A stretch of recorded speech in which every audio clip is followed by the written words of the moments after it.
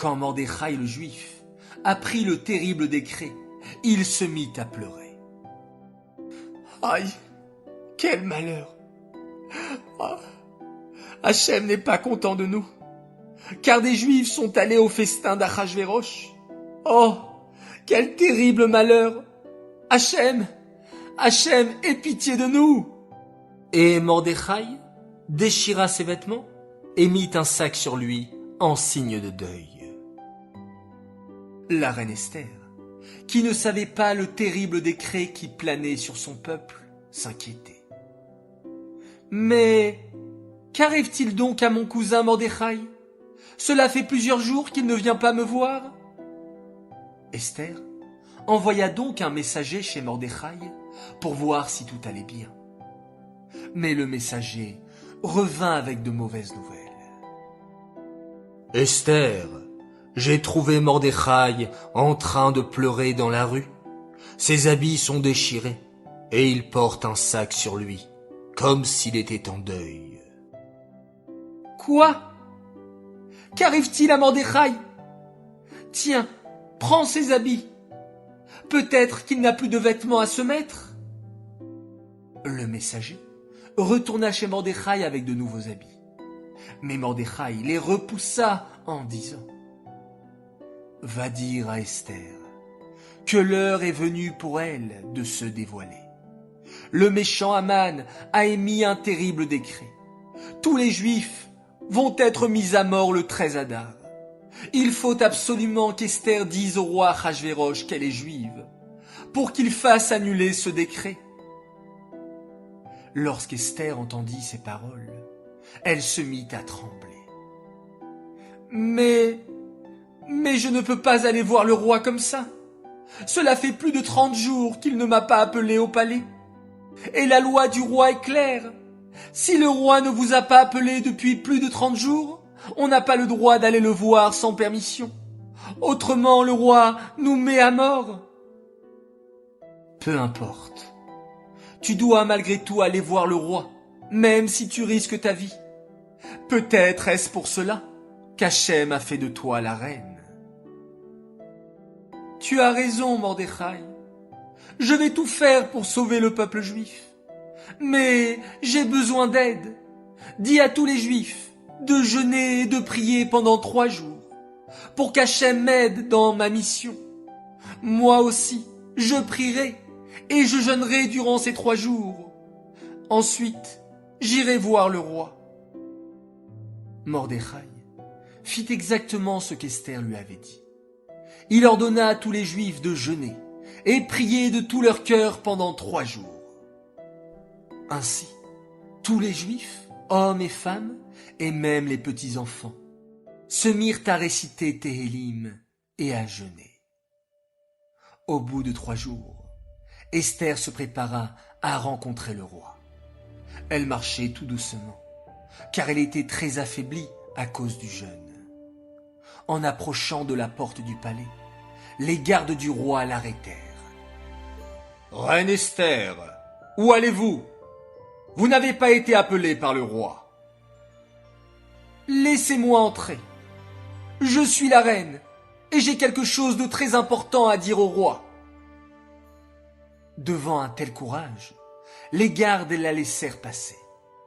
La reine Esther poussa la porte et entra dans la salle royale. Le roi Achashvérosh se tenait assis sur son trône, un sceptre d'or dans la main. Si le roi tendait le sceptre, c'est qu'il acceptait de recevoir la personne. Mais si le roi gardait le sceptre près de lui, la personne était mise à mort. Au début, le roi Achashvérosh garda le sceptre près de lui. Mais Hachem poussa la main du roi Achashvérosh, qui tendit son sceptre et s'exclama: « Ma reine, ma chère reine Esther, ça fait bien longtemps que je ne t'ai pas vue. Demande-moi ce que tu veux et je te le donnerai. Je suis même prêt à te donner la moitié de mon royaume. » La reine Esther répondit alors au roi: Majesté, je souhaiterais simplement vous inviter à un festin ce soir. Juste vous et votre ministre Aman. Ah? D'accord, Esther. J'accepte ton invitation.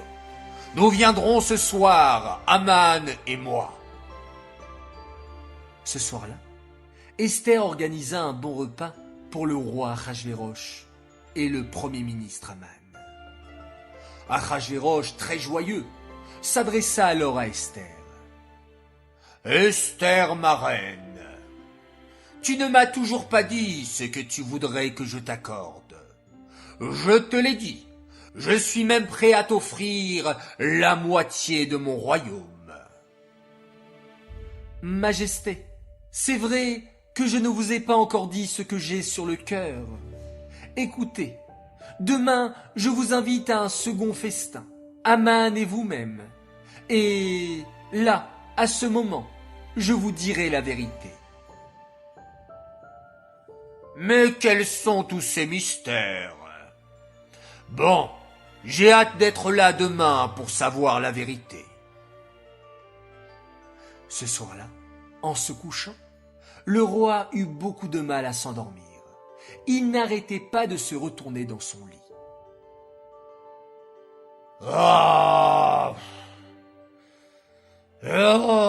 Je n'arrive pas à m'endormir. Garde! Apportez-moi le livre des souvenirs et lisez-moi un passage. Peut-être ça m'aidera à m'endormir. Le garde s'empressa de venir avec le livre des souvenirs dans les mains. Voilà, voilà, Majesté, je suis là. Le garde ouvrit le livre et tomba sur la page qui parlait de Mordechai. Ah non, oh non, non, non, non, non, pas cette histoire. Je n'aime pas Mordechai le juif. Je vais lire un autre passage au roi.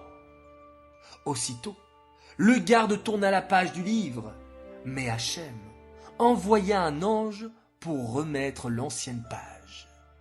Imaginez la scène, les enfants. À chaque fois que le garde essayait de changer de page, un ange venait et retournait les pages dans l'autre sens. Mais le roi Achashvérosh, qui attendait toujours son histoire, commença à perdre patience. Bon, ce n'est pas bientôt fini ce petit jeu.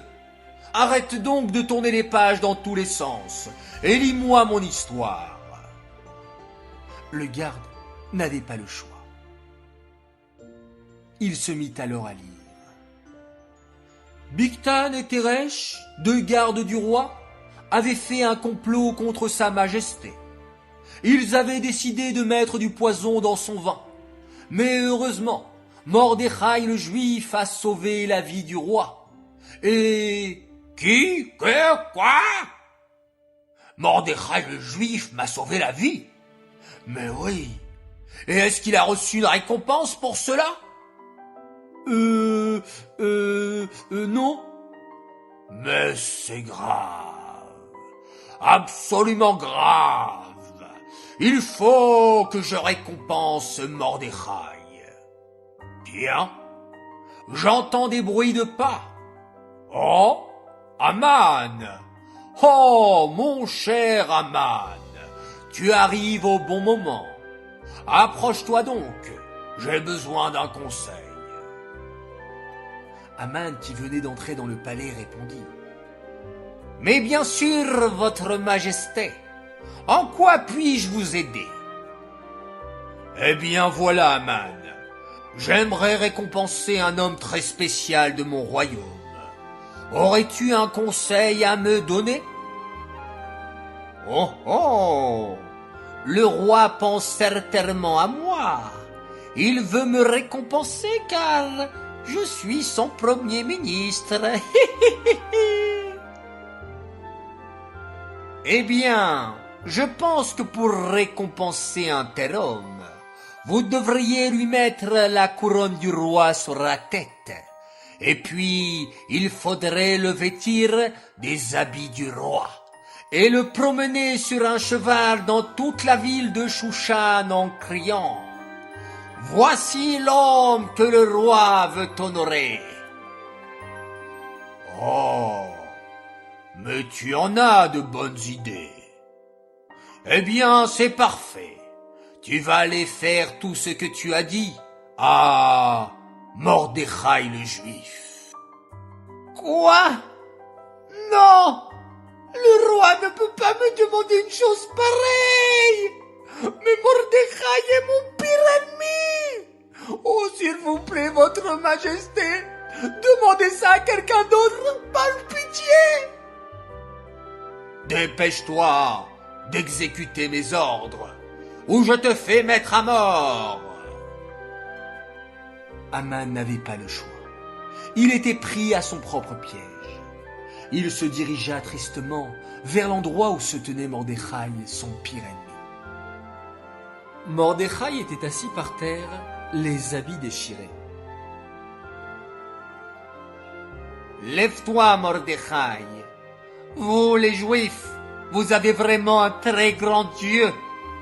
Le roi m'a ordonné de te faire monter sur son cheval et te promener dans toute la ville de Shushan, vêtu des habits royaux, avec la couronne du roi sur la tête. Es-tu venu pour te moquer de moi? Cela ne te suffit pas de vouloir tuer tout mon peuple? Hélas, je ne plaisante pas. Si je n'exécute pas l'ordre du roi, je serai sévèrement puni. À présent, lève-toi. Je ne peux pas me lever. Je suis très fatigué car je jeûne et je prie toute la journée. Il faut que tu m'aides à me lever. Imaginez la scène, les enfants. C'est Aman lui-même qui dut aider Mordechai à se lever. Il le vêtit des habits du roi, le lava, lui coupa les cheveux et lui posa la couronne du roi sur la tête.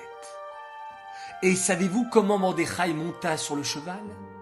Eh bien, en grimpant sur le dos d'Aman. Aman était rouge de honte et de colère, mais son calvaire n'était pas terminé. Il dut se promener dans toutes les rues de Shushan en criant: Voici ce que le roi fait à l'homme qu'il veut honorer.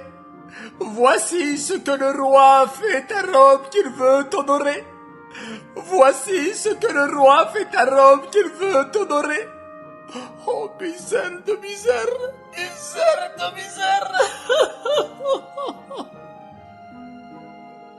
Il y avait justement la fille d'Aman qui se tenait à la fenêtre à ce moment. Maman, maman! Je vois papa tout en bas avec Mordechai. Papa est sur le cheval avec la couronne du roi. Et c'est Mordechai le Juif qui tire le cheval. Je vais jeter une poubelle sur Mordechai le Juif. Ça va être très amusant. Mais vous l'aurez compris, les enfants. La fille d'Aman s'était trompée. Elle croyait que son papa, Aman, était sur le cheval et que c'était Mordechai qui tirait la corde, alors que c'était exactement le contraire. La fille d'Aman saisit alors une poubelle bien pleine et la jeta par la fenêtre. On entendit alors un hurlement dans la rue.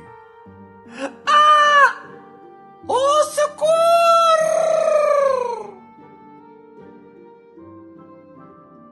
Aman rentra chez lui, ivre de colère. Il était recouvert de saleté. Il sentait très mauvais et avait surtout été couvert de ridicule dans toute la ville. Ce Mordechai, il mourra avant tous les autres. Je le tuerai, je le pendrai, je construirai sa potence de mes propres mains.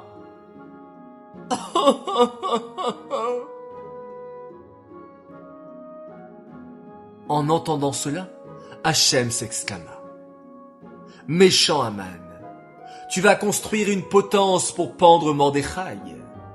Mais tu ne sais pas que c'est plutôt toi, méchant Aman, qui sera pendu sur cette potence.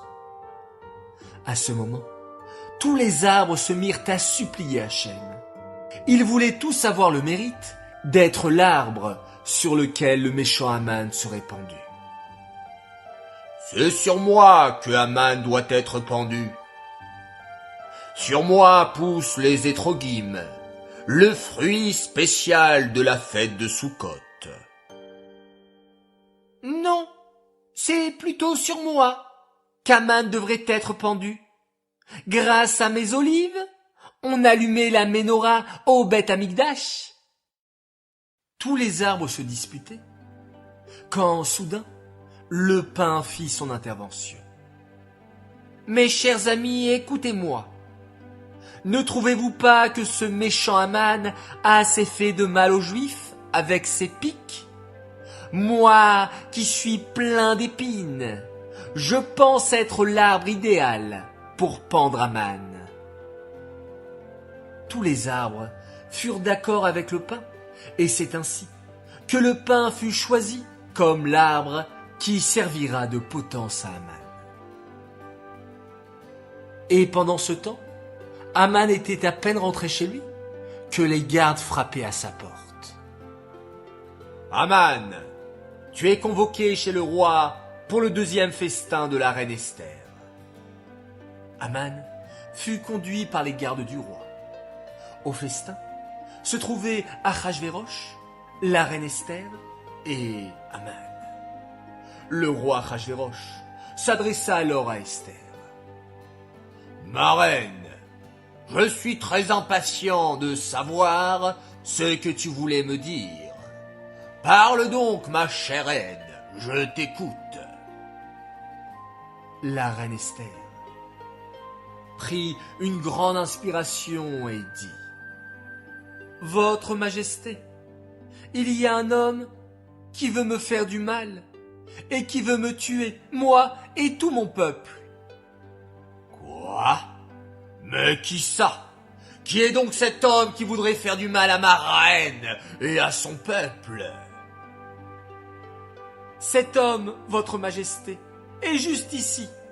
Je suis juive, votre Majesté, et ce méchant Haman veut me tuer, moi et tout le peuple juif. »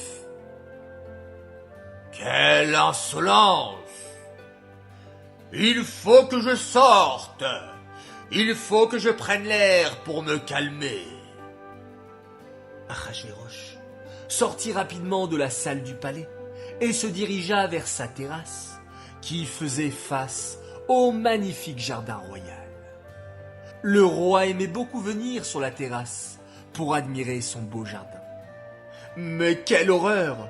Des hommes étaient en train de couper les splendides arbres du palais. En réalité, Hachem avait envoyé des anges couper des arbres pour déclencher la colère d'Achashvérosh contre Haman. « Mais vous êtes fous, quoi! Que faites-vous dans mon jardin? Qui vous a ordonné de couper des arbres? »« Désolé, Majesté. » Cet homme était en réalité l'ange Gabriel. « C'est Haman qui nous a ordonné de couper les arbres du roi. Il veut construire une potence pour pendre Mordechai le Juif. » Fou de colère, Achashvérosh retourna dans la salle du palais et trouva Haman agenouillé devant Esther, la suppliant de l'épargner. En voyant cela, la colère du roi ne connut plus de bornes. « Que l'on pende Haman et toute sa famille sur la potence qu'il avait construite pour Mordechai. Immédiatement !» Et c'est ainsi qu'Haman et ses 10 fils furent pendus sur la potence qu'Haman avait préparée pour Mordechai. Tout est bien qui finit bien? Presque. Le roi Achashvérosh envoya ensuite une lettre dans tout le royaume pour dire aux Juifs que le 13 Adar, les Juifs du royaume auraient le droit de se défendre contre tous ceux qui voudraient leur faire du mal. Et c'est ainsi que les Juifs ont courageusement fait la guerre contre leurs ennemis et obtinrent la victoire le 14 Adar. Et c'est la raison pour laquelle, chaque année, nous célébrons la joyeuse fête de Pourim, le 14 Adar. Voilà, très chers enfants, l'histoire de Pourim est terminée. Toute l'équipe d'À chaque enfant son histoire vous souhaite Pourim Sameach, passez un excellent Pourim et à très vite pour une nouvelle histoire.